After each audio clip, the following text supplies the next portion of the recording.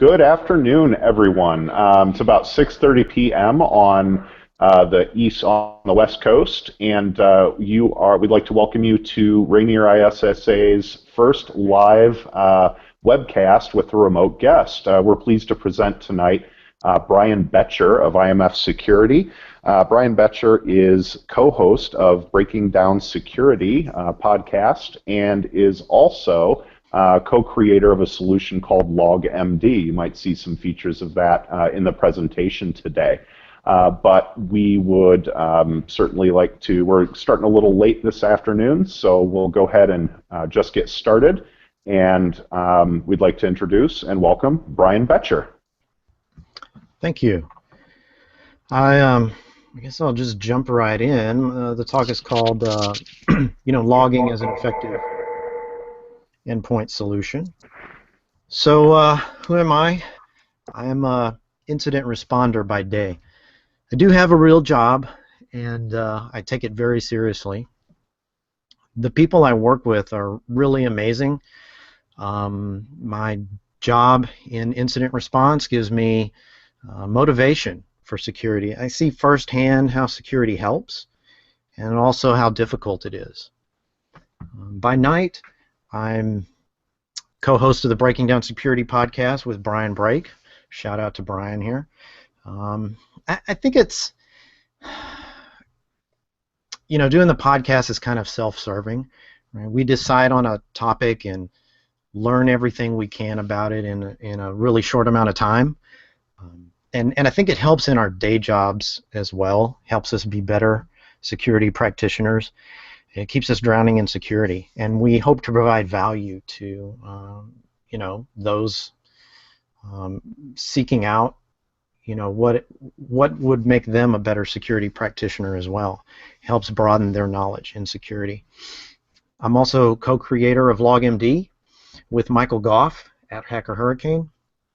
Let me tell you a little quick story of how we kind of got started with this tool, right? So I met Michael for lunch one day, and we were talking shop, and he told me once, I wish there was a tool that just took all the data that I needed, grabbed it from the logs, and put it in a spreadsheet. Because then I could manipulate it, sort it, filter it, all this great stuff that Excel can do, and help me be quicker at my job. And I said, hold that thought. So a few weeks later, I came back and I said, here, try this. And he ran it, didn't really care for it, but saw its potential, and said, why don't you change it to do this instead, do a few tweaks here. And a couple of weeks later, I emailed it to him, the second version. And then he called me back about 30 minutes later. I mean, it was like 30 minutes on the dot, and he goes, dude, this is awesome.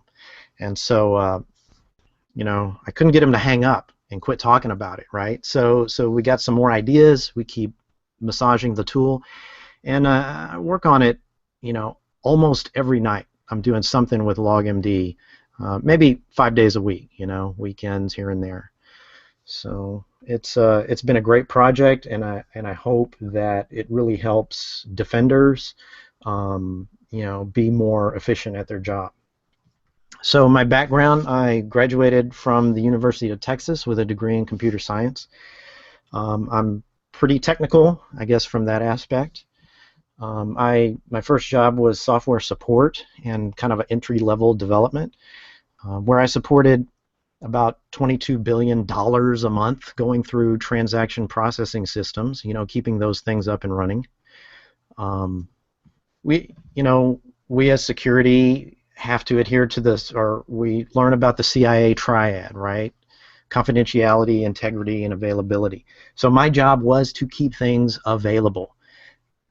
You all have heard of the 5 nines, 99.999% uptime. Otherwise, the business that we were in, we would get fined thousands of dollars per minute if our systems were down. So that was the most important job. That was my most important thing, was keeping those systems up and running, adminning those systems, and also doing a little bit of development as well. I also implemented some projects and changes as it related to the data center, where I was a data center project manager. It gave me a broader knowledge of IT in general, and it got me exposed to a lot about networking and the hardware side of things. After that, I got into security. It was mostly compliance, though. I struggled to implement good security, though, because I was forced to implement checkbox security, because compliance was the most important thing at that time. You know, we had to get PCI compliant, otherwise we'd go out of business. So if it didn't check a box, I couldn't get it done. And it was a little bit later where I learned about malware management. And malware management is where you take artifacts of malware and apply it to your systems to help you defend better. Security professionals who analyze malware, who dissect malware, who discover malware artifacts, publish you know, in blogs and papers online, and you take what they learned and you know, make sure that your systems can defend against those particular attacks.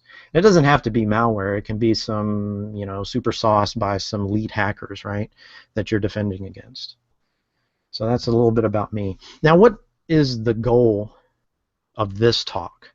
You know, in so many talks I go to in security, and I've been to a lot of cons and, you know, ISSA meetings and different functions, and Austin is pretty big. Where I'm from, in, you know, the security community, it's got a lot. OWASP is there as well. So I see a lot of talks, and I come away from a lot of them with, yeah, that's really cool, but it doesn't really help me in my job, right? It doesn't fill some gap that I have in my security program. It doesn't help my company's security posture, and it really doesn't make me more effective at my job, you know, in a lot of them. So I hope what you can take away today, you can apply tomorrow at your day job. My goal is to help you become better at information security. So if you follow the guidance and apply these methods, hopefully it'll help you defend your company against advanced attacks. And if you do it right, you can do it even better than the large IR firms. And we've proven that. So what is endpoint security? Now, if you listen to the vendors, endpoint security is integrated next-generation endpoint security systems powered by global intelligent networks that provide unprecedented levels of security from known, unknown, and advanced threats, with powerful multi-layered platforms designed and built by industry-leading security experts who have discovered and continue to discover state-of-the-art threats. I don't know about all that. What's my definition? It's basically if a machine, an endpoint is a machine, if it talks to the outside world, like the internet, and it talks to the inside world, your private network or security, or you know, your private data, things you want to keep off the internet, then that's an endpoint, and you need to secure that.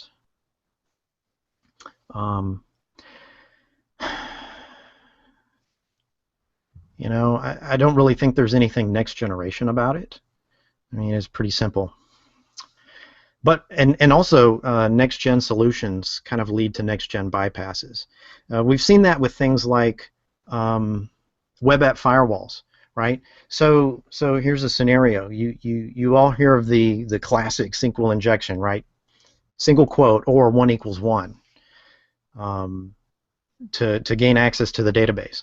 So what the database really says behind the scenes is, okay, so I'm going to give Bob the correct password, or I'm going to give Bob access to the database if he gives me the correct password, or the number 1 is equal to the number 1. And we all know what, if the number 1 equals to the number 1, that's true, right? So he gives Bob access to the database. So the guy who makes up the web app firewall rules is looking at that and he goes, 1 equals 1, huh? And then he puts in a rule to block it. But, you know, of course, you can think of other mathematical equations that represent truth. So that's the problem, the blacklisting. So what's the problem we're trying to solve here with endpoint security and logging? Well, we need to get the right data to find out what's happening as fast as possible. We need to be accurate. Someone hands you a laptop and says, you know, is this machine infected? And you need to be able to answer yes or no with a reasonable level of certainty. Not only that, but you have to do it quickly, right? You can't take 2 weeks to forensically analyze this particular machine and be able to tell if it's infected or not. You're going to come back out of your hole 2 weeks later and find out the rest of the company is doing damage control, right? Because all their systems got infected. You need to be prepared, and this takes time and effort.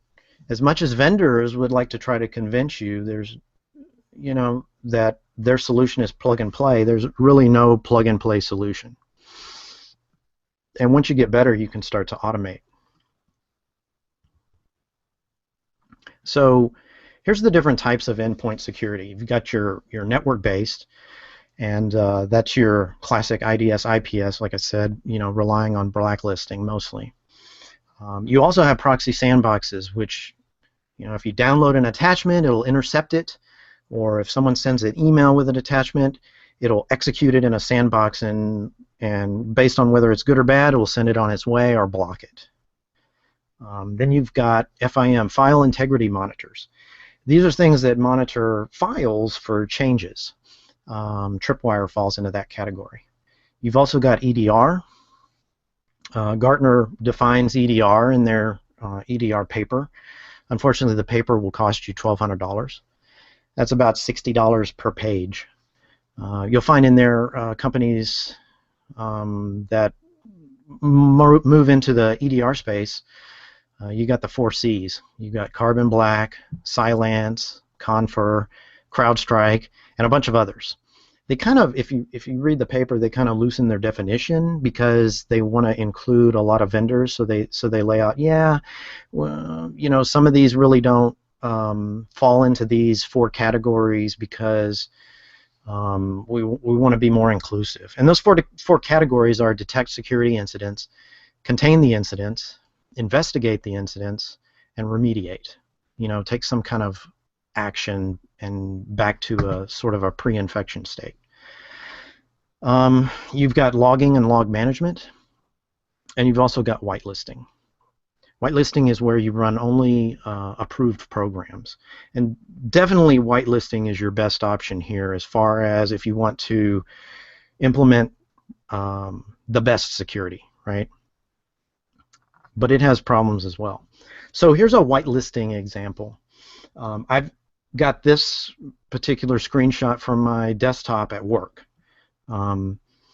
It comes with a couple of default parameters that it needs, and then you see here the disallowed in user space. So nothing is allowed to run in user space on my machine, and then I have a whitelist following that. So I've got, I don't know, 10 or 12 rules there, and all but one is GoToMeeting. Oh, GoToMeeting is awful for whitelisting. Here you have a data directory, and GoToMeeting says that it wants to run all these executables in the data directory. All right, so that's an example of whitelisting. Nothing else is allowed to run on my system in user space, in app data, or, well, in user space in general. You see the wildcard there, except for that list. Now let's talk about the downsides of network-based security. It can get expensive for these whiz-bang boxes, right? You can pay $100,000, $250,000, and it's heavy on people resources too. A lot of companies say, yeah, I can afford $100,000 for this device, but then they don't realize it takes a body full-time to run it and make it work properly to get your money's worth out of the tool. And of course, a lot of money is spent on answering the question, is this machine compromised? Yes or no. And that's pretty much all you get. Yes or no. It'll tell if the machine is compromised and who it talked to, but really nothing else. How did you can ask, how did the machine get compromised? I don't know. I don't know how. Well, how do we clean it up? How do we remediate? I don't know. Well, Bob's an admin, and did hackers use his account creds to hit other machines? I don't know. All I know is this box talked to some threat intel IP or whatever, and that's bad. So the only remediation you can do is to reimage. That's fine if you've got 10 machines or whatever. What about 100 machines? How about if it detects that 1,000 machines are compromised? You're going to have to reimage all of those. And when you start reimaging, your first 10 the first day, plug them back into the network and find out that they're reinfected because you didn't take the entire company down. That's not good enough. So clearly, there has to be something else. So you pay all this money for a tool, and then you need other things to kind of supplement what it lacks. And then there's encryption as well. What if hackers use encryption? I mean, are those signature-based tools going to be able to decrypt, compare what they see against those signatures and then re-encrypt and send it on its way? I don't know. Then you have the downsides of file integrity monitoring. Well, on today's systems, it's pretty burdensome. I mean, this laptop I'm doing this presentation on, I baselined it yesterday, and it has 467,000 files. That's a lot to ask for a system to be able to monitor 467,000 files for changes. And of course, you got to apply the 10-second rule. The 10-second rule is on these file integrity monitors, if a change happens and then goes away in less than 10 seconds, it's not going to get detected. Well, unfortunately, most malware gets delivered, detonates, and deletes. And it only takes a second or two. And then, of course, malware loads before file integrity monitor tools do, because they're heavy. Malware is usually lightweight, and they take great care to make sure that they're loaded first and not detected by these tools. And then, when you get an alert with a file integrity monitor that says this file has changed, well, okay. Well, what if Bob changed the shadow file? I don't know. Did Bob change his password? Did Bob change Sally's password? Did Bob change everybody's password? What did he change it to? Did he change it to password? It doesn't really give you any context. And then they have to introduce this idea of stop points. So a stop point is where you go several levels into a directory and your file integrity monitor says, okay, I'm not going to go any deeper because there's too many files in there. There's like 1,000 files if you go deeper. So I'm going to stop, 3 levels deep in all these files, and I'm not going to go any further. So, malware authors can know this, and they can drop their malware deeper in your file system. And something that, I'm going to tell you right now, a little secret, file integrity monitoring is built into Windows. It's called Windows Management Instrumentation. And you just write an event query to monitor this particular directory. And you get notified if anything changes there. The fact that it's built in, yeah, why do you need a second layer of that? Let's talk about EDR. Detect, contain, investigate, remediate. As an industry, these are heavy preventative right now, and they tend to rely on blacklisting as well. They're also kind of new to the industry, so they're not fully mature yet, but it's getting there. So this idea of enforcement means that you can stop a machine. These EDR tools can effectively take a machine off the internet if they get a certain level of signatures. Whenever companies implement EDR, they tend to, remember what I said about availability, they tend to adopt a passive mode first just to see, how the tool is going to work, not really block anything, but if it'll detect something. And going from passive to enforcement is a challenge. It has an issue with fails to run. Fails to run means, a user installs an application and it just doesn't work, or they execute something and it doesn't run because the EDR solution doesn't let it run. So you know, then this leads to security being the scapegoat for things not working, for the availability and the productivity of the company to go down. Whenever you have something like EDR or whitelisting, and things don't work, you start being the guy that everybody points to, even though it may not be EDR that causes the problem. They're still going to point to EDR being the problem until you can prove otherwise. You've seen that with firewalls, right? It's the #1 blocking tool in most organizations. So if Bob can't install FTPzilla on his machine, it's not working, it's not connecting to his FTP server, he's going to blame the firewall. So the firewall guy is going to have to trot on over to his cube and tell Bob that he needs to plug in his network cable because he forgot to plug in his docking station when he came back from vacation or something. So all I'm saying is don't be the scapegoat. It's security does not play well with the availability that the company needs to stay in business. Whitelisting, the downsides are it's high maintenance.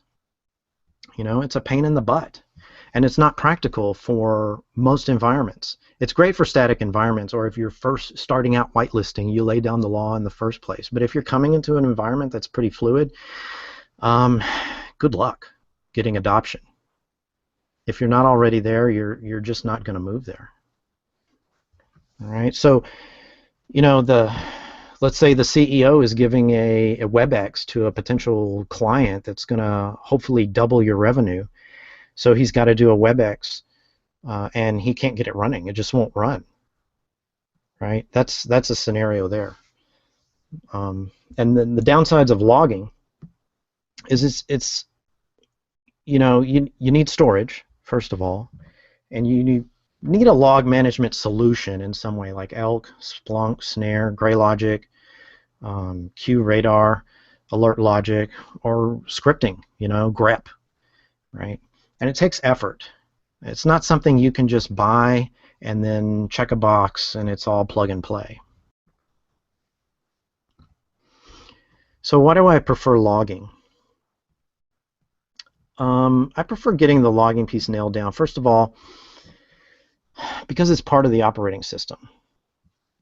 So there's nothing special. You don't have to spend a lot of money to start logging the right things. And there's no agents either on the box. This next one is important, right?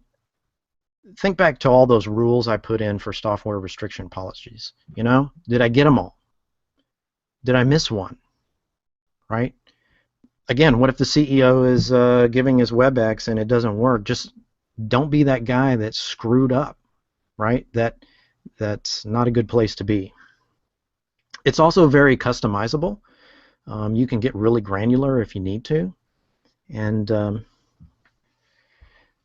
you have to enable logging at some level anyway if you want to check the compliance box, right? All the compliance frameworks say you have to log things. So you could be doing it the minimal setting right now, whatever that minimal is. Windows by default, it's terrible. So you definitely have to enable the right things. So here's where you need to start paying attention, right? Because knowing the answer to this question could make or break your success. Where do you start? Well, this is the best place to go for Windows logging resources, right?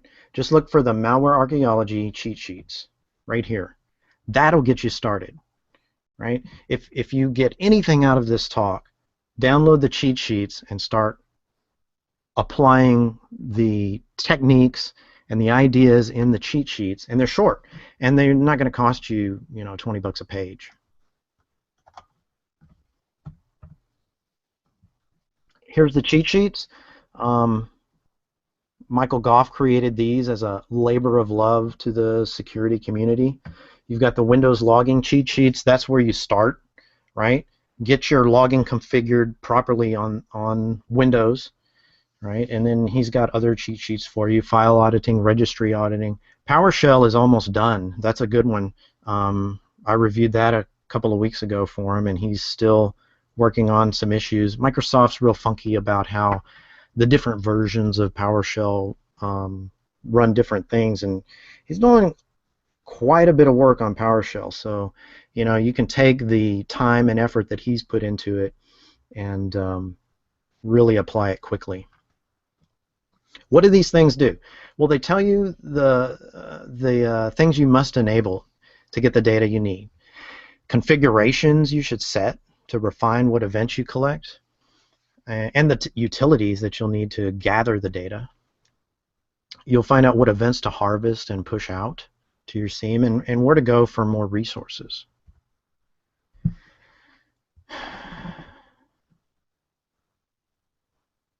So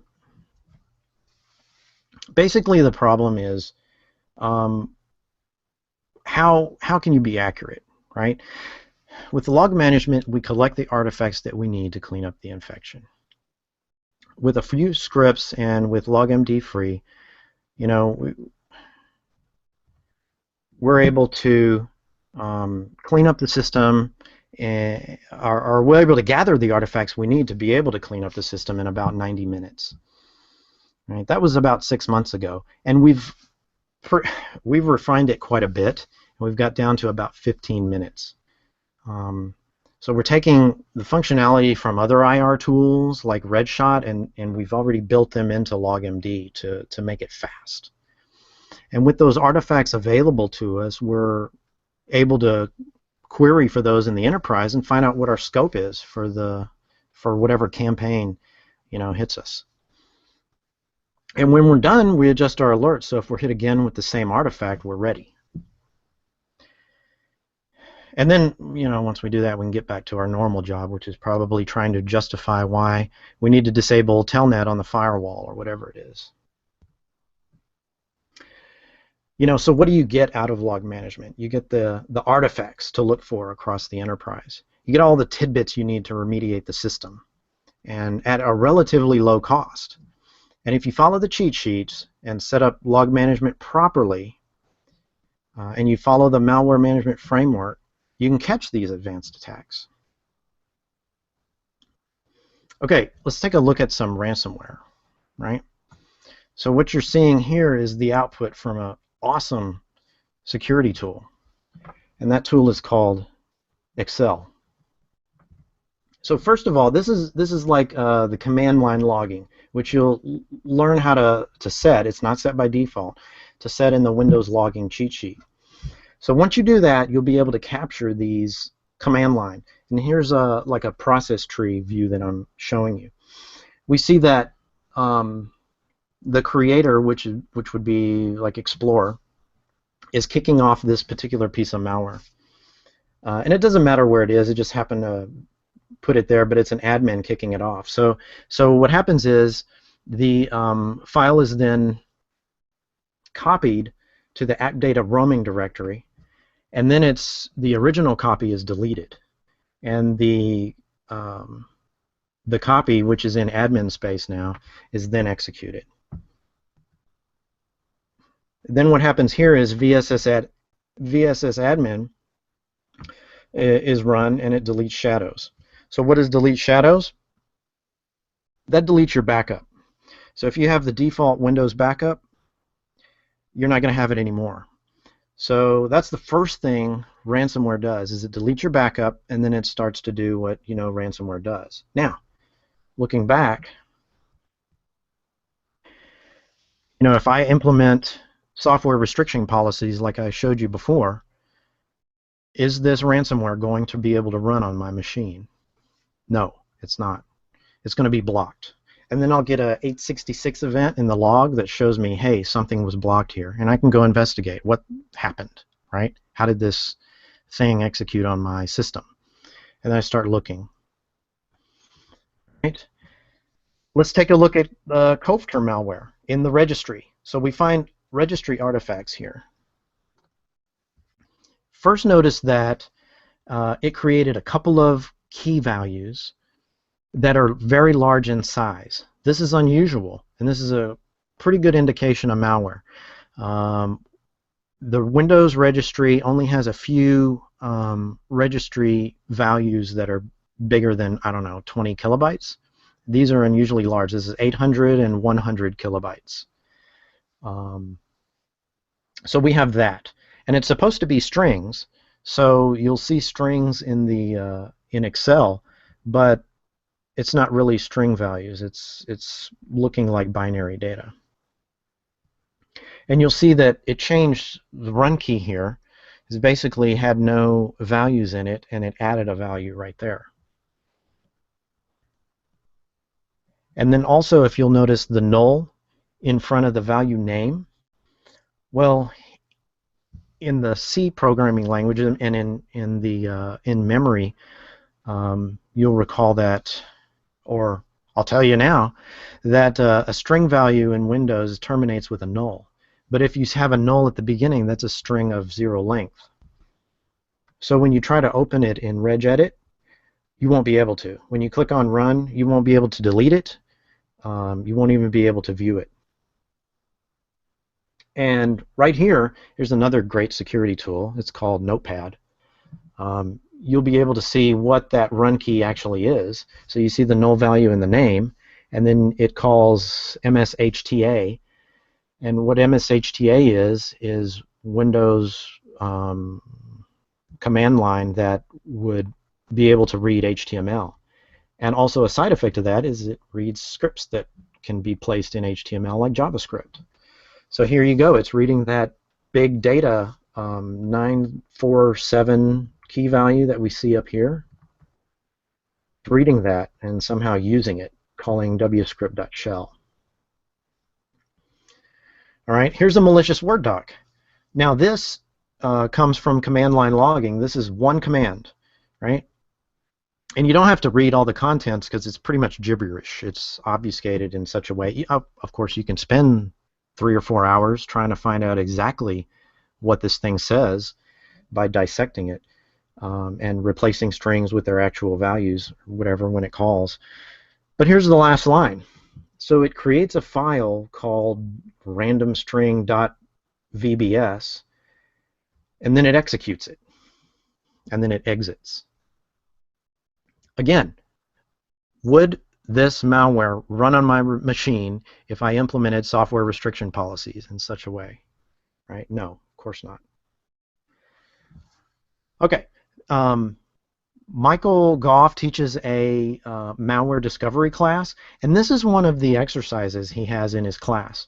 So he teaches his students how to create a malware lab using, the IR tools that he recommends, and then they come up with a list of artifacts, right, that they can find with these tools. And then they take the malware and execute it in a cloud solution, a cloud sandbox, and they find out what artifacts they get. So then he asks the class, do you have enough data using our tools to be able to clean up the machine? Again, you could reimage, but what if you have 1,000 machines that you need to reimage? That's a workload, and you're going to impact the business, right? So typically they say, yeah, I got run keys, I got files, I got permissions I need to change back, I've got everything I need to take the machine back to the way it was. With a VM, you don't. This particular malware, he chose it because it is VM aware, and you're not going to get these artifacts exploding on a VM. So the things that capture, the fancy network tools that capture this malware and explode it in a VM and try to find out what it is, whether it's good, bad, or indifferent, not going to detect it. What's interesting is this piece of malware is at least 8-9 months old. So you can see that that AV did detect it. It did say, yeah, this is malware. So from that aspect, it is, but then you get no other artifacts. You can't clean it up. You can just say, yeah, it's bad. What else? I don't know. Right? And also the bad thing about the cloud environments is you can't execute DLLs, which I'll show you a DLL load later. They've tested this in VMware, VirtualBox, Fusion, and Parallels, and none of them are able to execute this malware. It's basically a bare bones only piece of malware. Okay, here's Dridex. I got the process tree kind of color coded for you. You can see that Explorer executed a Word doc, right? And then this Word doc, as you see in the yellow, executed some batch script. And then that batch script executes or creates some VB script, and then it pings some 2.2.1.1, see if it has network access, and then it executes 9.exe in app data. And then Explorer, which kicked off the Word doc in the beginning, seems to be doing some weird stuff. It's like calling this xbe something.exe and doing it again, and then here you go, the batch script pinging looks like China. And then here's something I'd like to point out. You see this 14323 with a bunch of quotes and .v quotes BS? That's that blacklisting that I talked about earlier, right? Evasion. Classic, typical blacklist signature bypass right here. Just find out what it doesn't block and do something else, right? You can put 100 quotes in there if you want to. It's still going to equal the same thing, and these signature-based tools aren't going to detect it. Now, if you look at where this thing was executed, again, software restriction policies, is this going to run on my machine? And 9.exe, same thing. Here we have Dridex adding a firewall rule, right? If I have Windows Firewall on my machine, Dridex is going to write a firewall rule that says, hey, let's open explorer.exe to, allow connections from any port. That'll be cool. So let me go ahead and escape out of here, and I'd like to show you some more. This is a Dridex detonation here.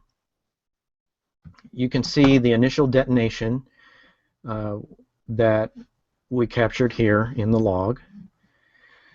And then here's some 5156s that phone home, right? And you can see, I hope you guys can see this, that the malware is connecting to this 85.214 on these destinations port here, TCP, right? So you got the bad juju calling out. So you got some artifacts here, right? You got those IPs. Go look for them. You've got Windows Defender here trying to do something, but unfortunately it's unsuccessful, as you can see later on. Right? We were able to capture that. And notice how this is in a spreadsheet, so I'm able to filter, delete, whatever I need to do to see exactly what's happening on this box. Then we get this. I don't know what this is, but I know it's bad because it's this bad file that I've executed, and it's doing something weird. So let's go take a look at what this is. Create remote thread. I don't know what that is. Is it calling out to somebody? Let me consult the Googles on what that is. All right, Google says go to Microsoft. They might know. Okay, create remote thread. It says creates a thread that runs in the virtual address space of another process. Wait, what? It runs a thread that runs in another process? Okay, that's weird. Remember what we saw earlier about, well, let me see what is the target image? Here you can see it's Explorer. So it's creating, so our bad file, our malware, is creating a thread that's running in explorer.exe.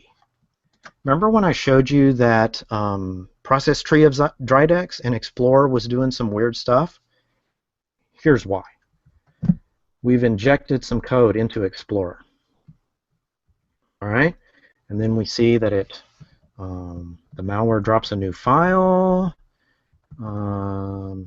Right here, it's called app data local olg blah blah blah.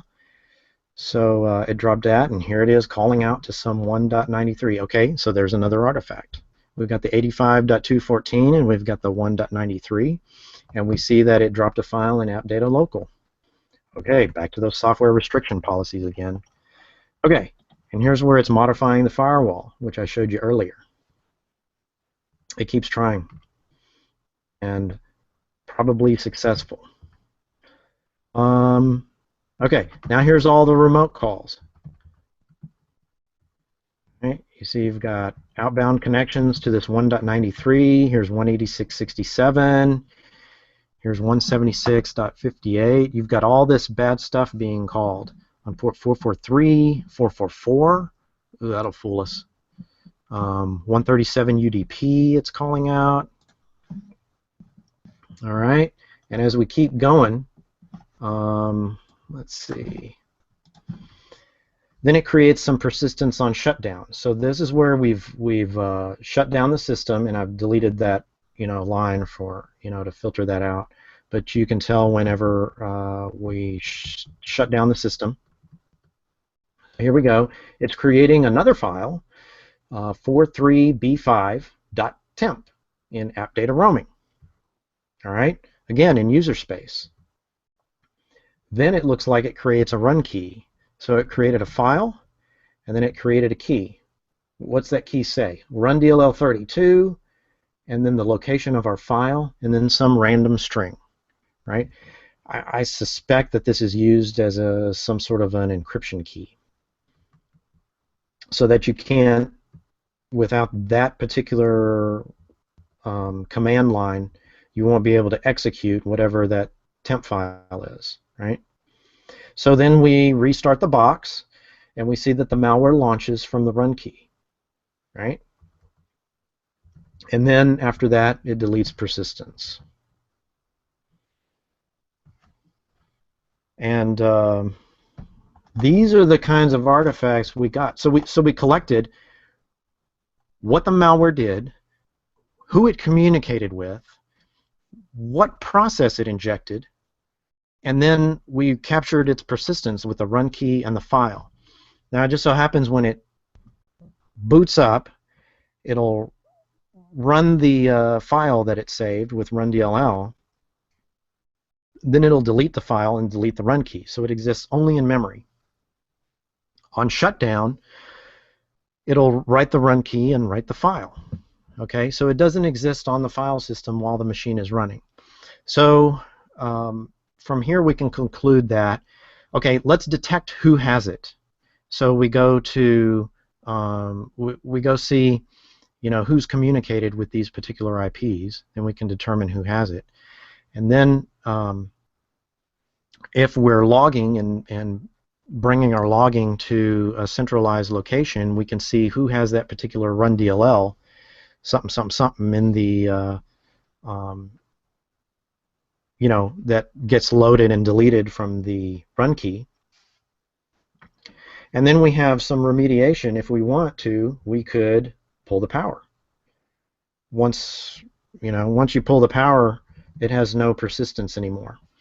Or you can, one way we found out is, since it injected into Explorer, we can just kill Explorer with, I don't know, Task Manager, and then log out and log back in. That gets rid of DriedX, at least this particular variant of DriedX. And that's all I got. Here's where you find us, logmd.com.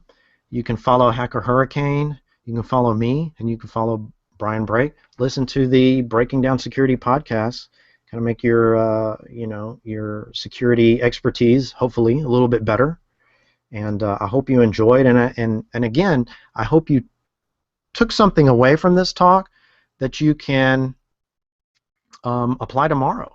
Hey, if you don't apply software restriction policies, if you're the security guy and malware gets executed in your user space, that's on you. go ahead and try it out, see how it works, and if it works for you, it can work for others, and download the cheat sheets, man, and get started. We're very effective at what we do, and we capture a lot of this super stealthy malware. Thank you. Hey, is it time for questions? So yes, do we have a little bit of time for questions if we would like? Is there anything from the room? Let me see if I can show. Pretty comprehensive presentation.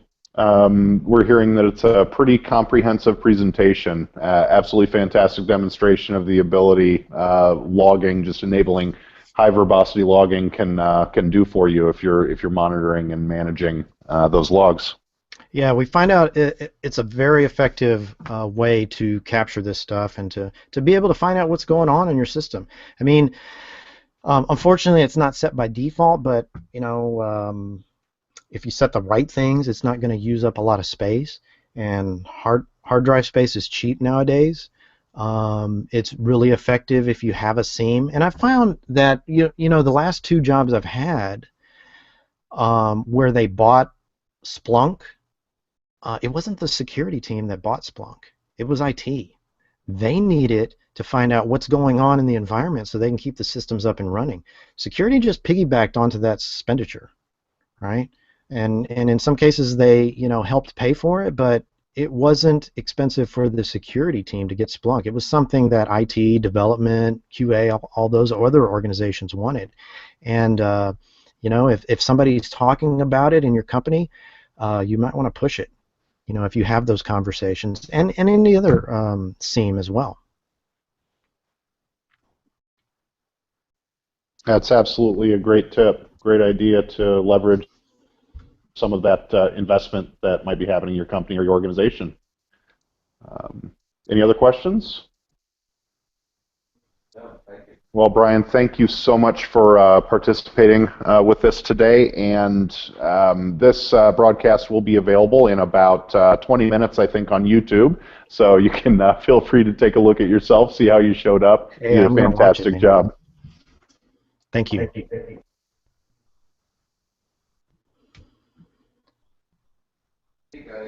All right, let's give a hand to Brian. All right, thank you so much. Have a wonderful night. Thank you, and feel free to get in touch with me. You can find hit me up on Twitter or email me. Glad to help when I can. If you have any questions, and I might have some questions too, depending on what you do, right? So yeah, let's we're always wanting to get to help blue teamers advance and be able to detect hackers, right? So we're trying to do our part. The stuff we have online is free.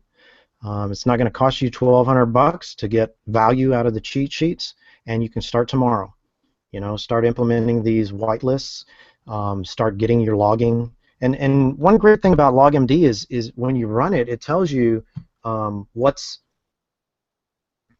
what's not set on your system or what you need to set to get effective logging. So if you just run it, it'll give you a report and say, hey, you need to set this, this, and this, and you're good to go.